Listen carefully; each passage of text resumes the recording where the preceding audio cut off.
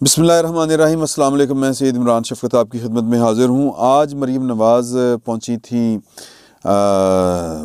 अल मशहूर जो पैलेस है, खोखर पैलेस, वो जो एक यूँ समझे कि सियासी इंतकाम का निशाना बना, क्योंकि ये तो अदालत से अब साबित हो चुका है कि वो कहा गया था कि जी ये नाजायज़ है, फ़लाँ है। सेम वो जो अगर इस खोखर पैलेस का मामला जो था वो उससे बहुत मिलता जुलता था। जो बनी गाला की जो इमरान खान साहब की प्रॉपर्टी या उनका जो घर है, उससे उनका केस बहुत मिलता जुलता था। लेकिन वो चूँकि वज़ीर-ए-आज़म का घर था और वज़ीर-ए-आज़म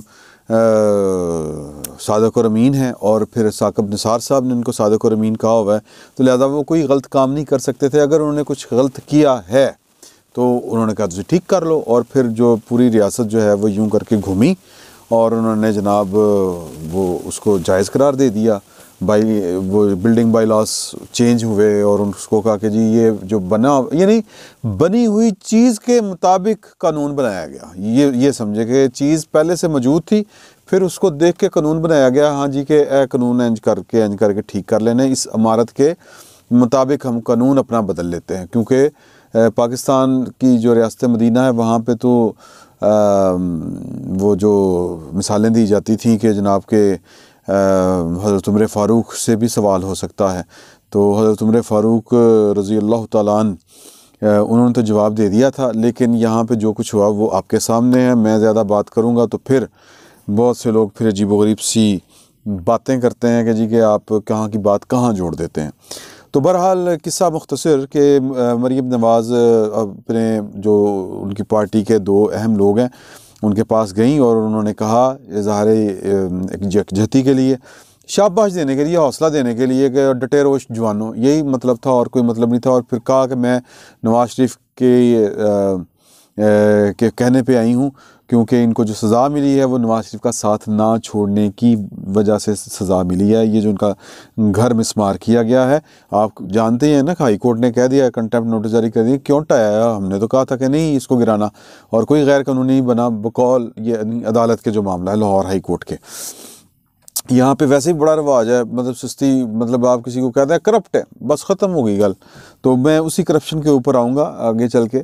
तो अब सूरत हाल ये है कि मरीम ने वहाँ पे एक तो ये तस्दीक हुई इस बात की कि जो इनको तोड़ने की कोशिश की जा रही थी और वो टूटे नहीं, तो फिर सज़ा के तौर पे और तोड़े वही जाते हैं जिनका थोड़ा सा रिकॉर्ड हो। अब ये खोखर बरादरान जो हैं वो लाहौर में, वो पहले तो यानी पीटीआई ने भी बड़ी कोशिश की थी ना कि ये उनकी जमात में शामिल हो जाएं, और खोखर बरादरान जो हैं वो यानी उनकी जो शोहरत है लाहौर में वो वही है जो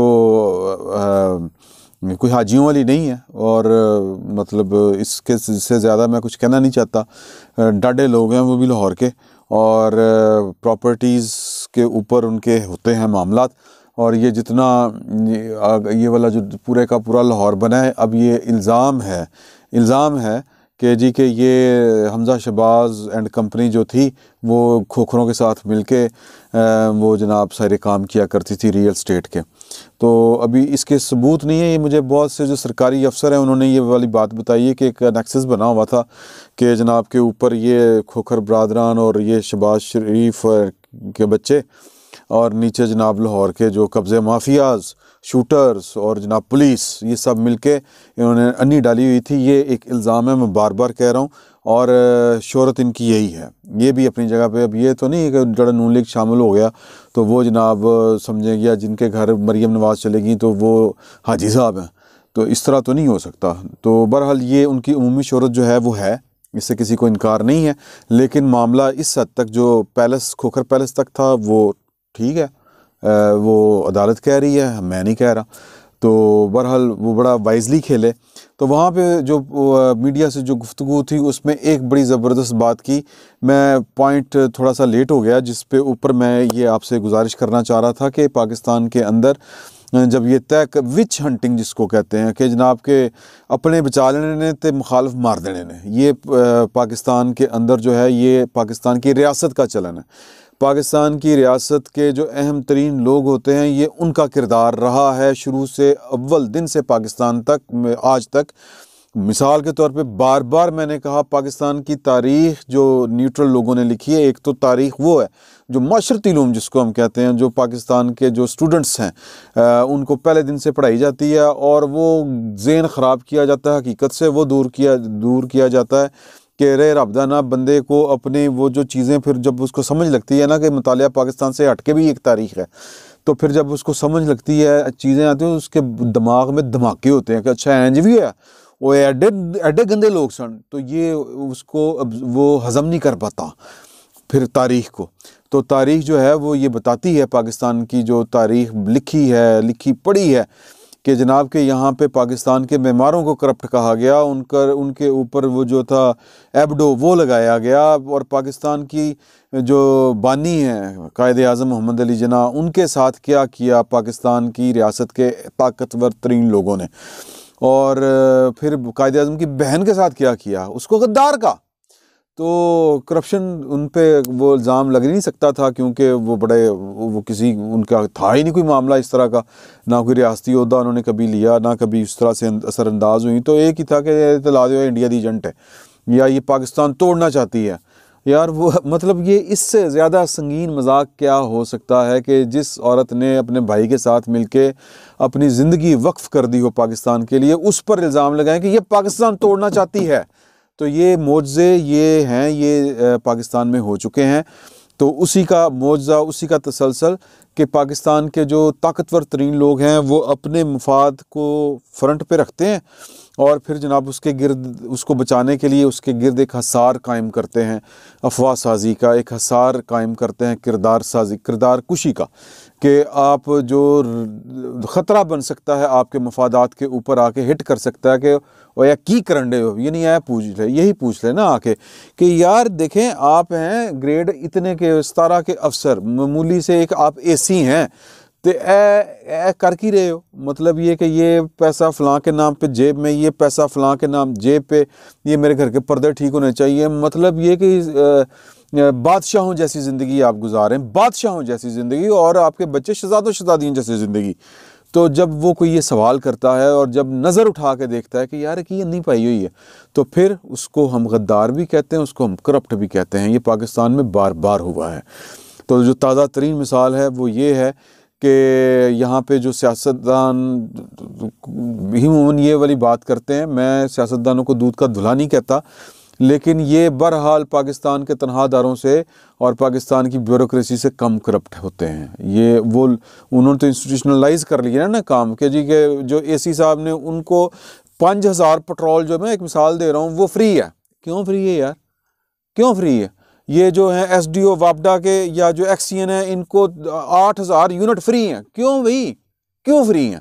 तो ये सवाल जो करेगा, इस लाइफस्टाइल पे जो सवाल उठाएगा, वो जो आप कौम के पैसे के ऊपर हाथ साफ करते हैं अपनी मिसाल के तौर पे ये पाकिस्तान के जितने तनख्वाहदार हैं उनके बच्चे अमेरिका, बरतानिया, वो किस हिसाब में पढ़ रहे हैं यार, वो किस तरह अफोर्ड करते हैं?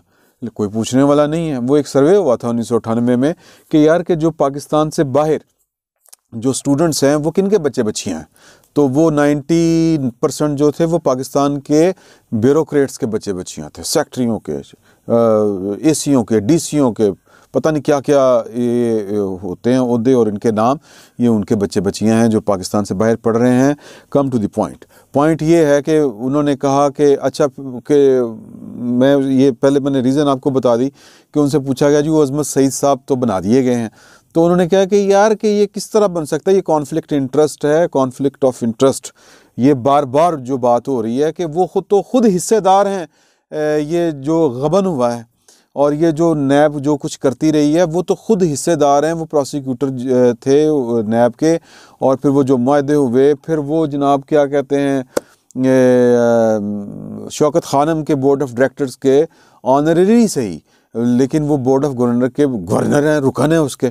तो मतलब कॉन्फ्लिक्ट इंटरेस्ट हुआ ना कि इमरान खान के सियासी मुखालिफ हैं, तो उनका एक चहेता जिनको उन्होंने अपने एक जो प्राइवेट वेंचर है उसमें उन्होंने उसको बोर्ड ऑफ गवर्नर का रुकन बनाया हुआ है, उसको उन्होंने उठा के लगा दिया इंक्वायरी का जिसने भी करनी है वो गैर जानिबदार होना चाहिए। और मरियम ने वो जो सवाल आता था और अजीबोगरीब बात होती थी व्हाट्सएप पे JIT बनी, तो वो मरियम ने आज खुल के बात कर दी है कि जनाब कि ये जो व्हाट्सएप वाली कहानी है ये इसके पीछे अजमत सईद साहब थे।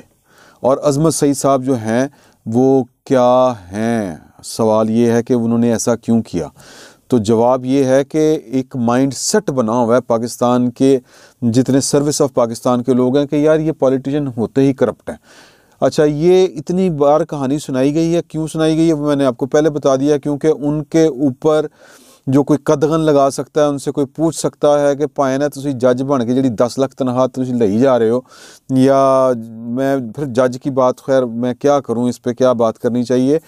पाकिस्तान के अंदर और भी बहुत से मामलात हैं और ये जो क्लब बन गया हुआ है पाकिस्तान की जो सर्विस है कि मिसाल के तौर पे जज का बेटा जज, अक्सर आपने देखा होगा बन रहे होते हैं, भाई बन गया, ये बन गया, वो बन गया। तो सूरत हाल सिर्फ इतनी सी, या सूरत हाल को समझने के लिए इतनी सी बात जो है वो समझ लेना काफ़ी है कि ये जो कॉन्फ्लिक्ट इंटरेस्ट का मामला जो है वो सिर्फ एक लेवल तक नहीं है, ये फैल चुका है और आज का नहीं फैला हुआ।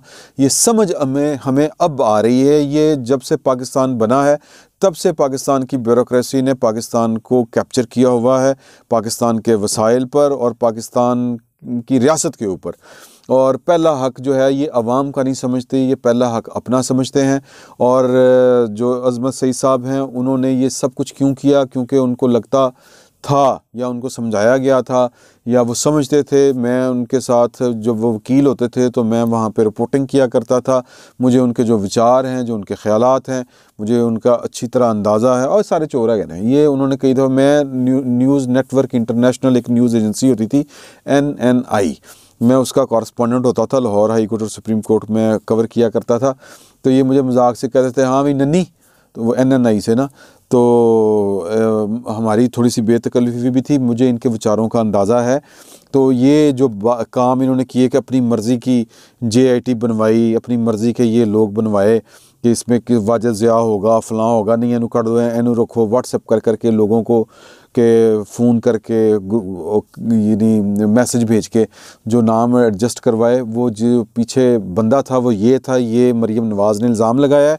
और मरीम नवाज़ का इल्ज़ाम अगर झूठा है तो अजमत सईद साहब के पास बड़ा नादर मौका है अपनी नफ़रत को बजाने का, जिसको कहते हैं कि अपनी नफ़रत को एक अमली जामा पहनाने का, कि मौका है कि जनाब अपनी नफ़रत का इजहार जो है या कसर पूरी कर लो, कि मरीम नवाज़ के ख़िलाफ़ एक आप केस कर दें कि जी कि आप सबूत लेके आएँ कि ये व्हाट्सएप आपने कहाँ पे देखा था मुझे फ़ोन करते हुए, और कोई अगर सबूत है तो लेके आएँ, वरना जनाब मैं आपके ख़िलाफ़ केस करने लगा हूँ। लेकिन ज़ाहिर है कि इस तरह के काम पाकिस्तान में जो हैं हों भी तो क्या होता है, खैर कुछ नहीं होता। लेकिन अजमत सईद साहब जो हैं अब बात उनके ऊपर आके खड़ी हुई है। मेरे एक दोस्त हैं सईद चोई साहब, उनसे जब अजमत सईद साहब ने फ़ोन की बात हुई और उनसे पूछा कि हाँ जी की करना है, तो आप अपने साथ मतलब जो टीम बनाएंगे जिसने इंक्वायरी करनी है, ये है तो ये एक रुकनी कमीशन, लेकिन जब आप आगे चलेंगे तो किस किस को रखेंगे, तो तब तक नोटिफिकेशन नहीं हुआ था। तो उन्होंने कहा था कि यार पहले नोटिफिकेशन तो हो जाने दो फिर देखेंगे। तो मतलब ये है कि जो उनसे मुतालबात कर रहे हैं वो भोले बादशाह हैं कि जी कि आप इज़्ज़त से घर वापस चले जाएं, ये ओहदा कबूल ना करें। तो ये तो एक आप यूँ समझें कि बड़ी अजीब सी ख्वाहिश है और ये काम अजमत सईद साहब कभी भी नहीं करेंगे। अजमत सईद साहब को मौका चाहिए कि वो जो है जो अधूरे काम रह गए थे उनके रिटायरमेंट की वजह से, वो उनको पूरा कर सकें। और अब जो उन्होंने काम करना है वो ज़ाहिर है कि नवाज़ शरीफ की वो नफ़रत में भी मुब्तला हैं, ना सिर्फ नवाज़ शरीफ बल्कि ज़रदारी। और जो क्यों मुब्तला है वो मैंने माइंड सेट है, वो एक खालिस्तान एक माइंड सेट है, और उस माइंड सेट के पीछे क्या है, वो है माली मफादात, या आप कह लें कि अदारा जाती मफादात कहना चाहिए या नहीं कहना चाहिए, बहरहाल इस तरह के मफादात हैं। उन्होंने माइंडसेट बनाया हुआ है। तो वो अब आके ये ना सिर्फ इंक्वायरी करेंगे बल्कि उल्टा चोर कोतवाल को डांटे वो वाला काम करके अमली तौर पर दिखाएंगे कि आप चोर मचाए शोर वाली बात होगी कि आप इस सारे फ्रॉड में वो हिस्सेदार हैं और ज़िम्मेदार हैं, लेकिन वो जो साबिक़ जो नैब के चेयरमैन्स हैं उनको भी तहफ़्फ़ुज़ देंगे, ना सिर्फ तहफ़्फ़ुज़ देंगे बल्कि जो गड़े मुर्दे हैं हुदैबिया पेपर मिल, SGS को टेकना रेफरेंस और सरे पैलेस, तो ये इमरान खान साहब की जो अधूरी ख्वाहिश है, ये वो अधूरी ख्वाहिश है जो इमरान खान साहब से ज़्यादा पाकिस्तान की रियासत के जो बाअसर तरीन लोग हैं उनकी ख्वाहिश है। और ये मोहतरमा फ़ातिमा जना से शुरू हुई है और आज तक ये ख्वाहिश पूरी नहीं हो पा रही। ये चाहते हैं किस तरह से ये ऑब्सलीट कर दें पाकिस्तान के सियासतदानों को, ताकि सूजियाँ हो जान गलियाँ ते विच मिर्ज़ा यार फिरे, ना कोई अवाम का नाम ले सके और ना कोई अवाम नाम लेने वाला हो। तो बस ये चाइना मॉडल लगाएं हम, और ब्यूरोक्रेटों की ही हुकूमत हो और उन्हीं की सपोर्ट हो, और अल्लाह अल्लाह खैर सल्ला। तो मरीम नवाज़ साहिबा ने पर्दे जो एक राज पर्दे में था, ये तो था कि जी कि कोई ना कोई ये हुआ था, व्हाट्सएप पे सारी वो उस दिनों बड़ी ख़बरें चली थी, तो उसके पीछे जो मास्टरमाइंड था JIT का वो अज़मत सईद साहब थे। ये राज अब राज नहीं रहा। अगर ये बात जो है गलत है तो अज़मत सईद साहब को आगे बढ़ के, इससे पहले कि वो इसकी इंक्वायरी करें ब्रॉडशीट की, मरीम नवाज़ पे एक मुकदमा कर दें। फ़िल वक्त इतना ही, बहुत बहुत शुक्रिया।